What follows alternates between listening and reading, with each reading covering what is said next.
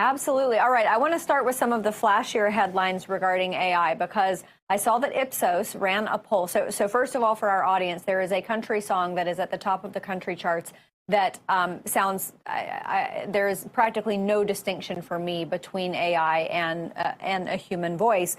And then Ipsos did this poll where 97% could not distinguish between music entirely generated by AI and human-created music. And then on top of that, we've got the news today that Michael Caine and Matthew McConaughey, two very iconic voices in Hollywood, they are working with an AI company to duplicate their voice. There is so much happening. Look, that's all in the entertainment space, and I know that that seems frivolous, but to me, it augurs the takeover of a lot of different industries. Your take? Well, I think it's really critical to note that we've crossed a threshold.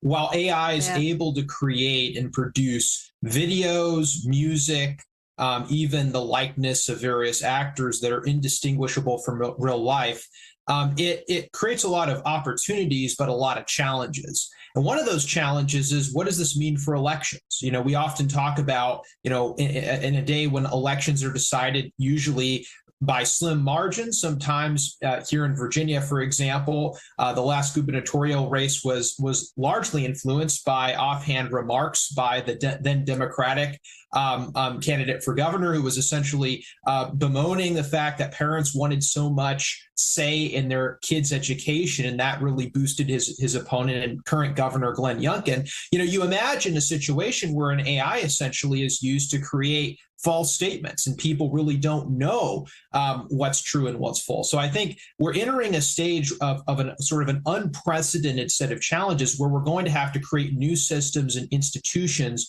to reckon with what might be called a post-truth world created by this generative artificial intelligence. It's really a pressing moment that we face.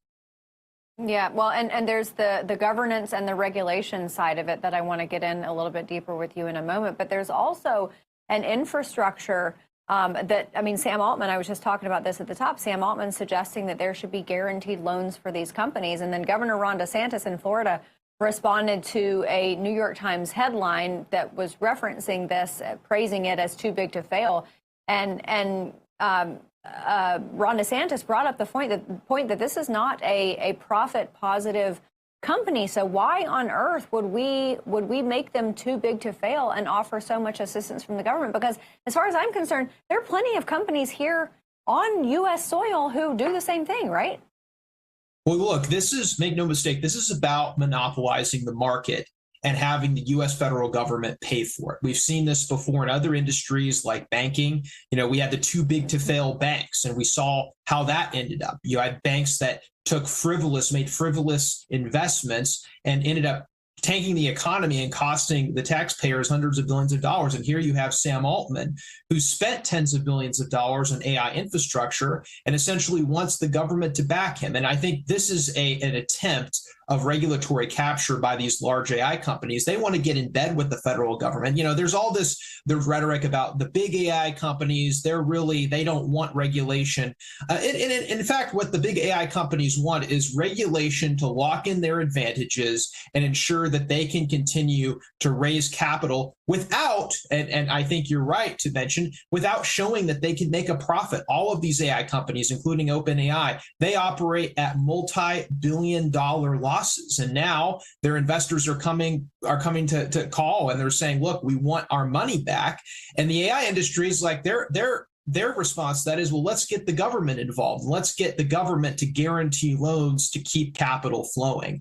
But that's not how competitive markets work. And that's certainly not what's going to fuel the next stage of American innovation. We need more competition. We need more choice. We need to, I think, really chip away at these AI monopolies before they're able to do what the last generation of social media companies have, which is, really control a huge part of our information ecosystem. We saw how damaging that's been to conservatives and all kinds of, values, especially kids' safety, with just a handful of big companies controlling our information space. And we're on the verge of seeing that again in AI. So I think that's something that policymakers need to really focus in on. And we can't allow a repeat of what happened with social media here.